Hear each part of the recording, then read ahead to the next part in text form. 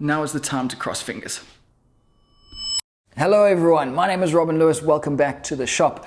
I've just got back from a 1-year hiatus down in Tasmania. I'm busy setting up the workshop again to start work, but unfortunately I've run into some financial trouble. So, using this pile of celery top pine, I plan on solving that. So the plan's simple. Take this pile of celery top pine, a type of tree that's endemic to Tasmania only, so I'm hoping to capitalize on its rareness. Use my workshop in its current state, there's only a handful of tools, no workbenches, nothing, to make as much profit as I can on some small kitchenware, homeware, small gift idea type goods, and then use that profit to continue building out the shop. Now is the time to cross fingers. Here's a good place to start. It's a tablet/cookbook stand. And this one's actually made by a well-known retailer here in Australia, and it's sold out, so people want it. Hopefully. Let's go with that. At the time of recording, I didn't have a jointer or thicknesser, so here you can see I'm using a bandsaw and an edge sander to square things up. Without a jointer, this whole process is taking way longer than I'd hoped. I mean, I've got 80 grit on the belt, so it's going relatively quick, but I cannot wait until I get myself a jointer.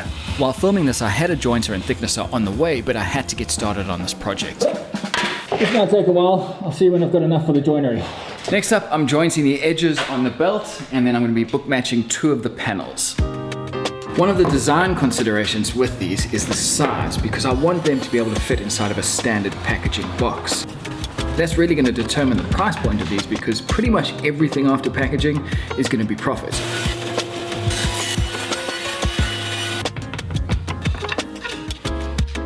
You may be looking at this thinking it's a lot of work for what could just be 2 pieces of timber glued together. But when you're working on a relatively simple project like this, when you add more detail, you add more interest.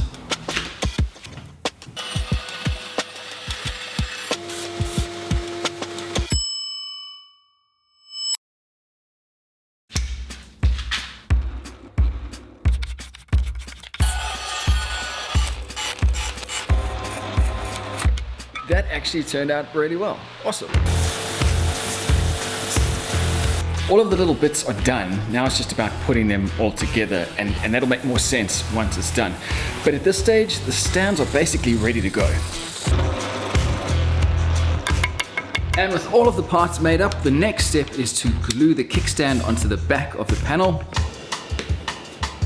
Then add the small piece that's going to hold the cord. Then glue the shelf that's going to hold the book. And then apply some finish. And that's it.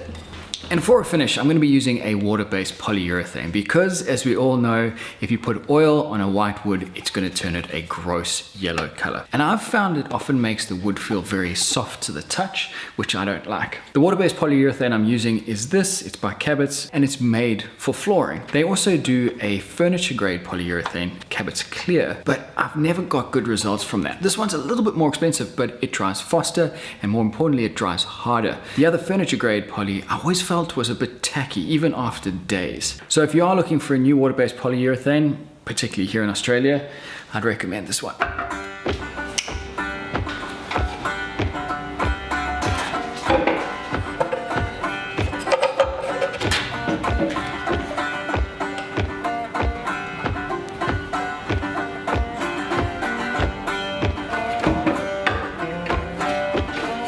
Now that I have the final shape and size of the stands, I'm down at the post office picking up the boxes that they'll get packaged into.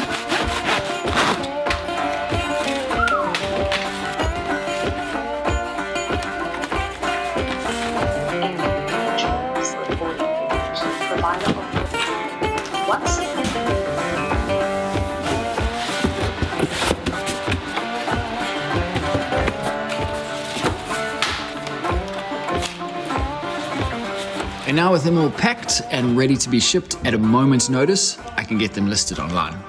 Speaking of websites, I've gone ahead and bought the website which cost $273.57 for 1 year. The domain was $28.99 for 2 years, and to have email service, that's $43.09 for a year. This is all Australian dollars, and this is going through GoDaddy. Now, in terms of what I've spent so far on the product, the wood itself was $0 that was given to me. Each one of the boxes that I'm going to be using is $3.95. The cardboard that I've lined the boxes with, the entire roll was $12.50, so they'd be broken up across the 5 boxes. And the postage for each one of these boxes is going to be $18.25. I've then added on an extra $5 per box. That's for things like wood glue, finish, the little piece of cord, etc. So in terms of each box that goes out, the expense for each one is going to be $29.70. So now it's really about finding out what I can sell these for.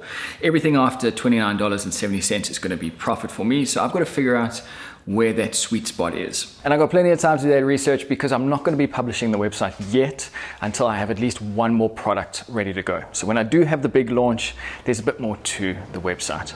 So with that in mind, in the next video, I'm going to be talking about these 2 machines and how I got them, as well as going over this assembly table and why I built it. It's all related, as well as starting work on the next product for the Celery Top shop, a simple tea box. So thanks for watching, everyone. Take care, and I'll see you next time.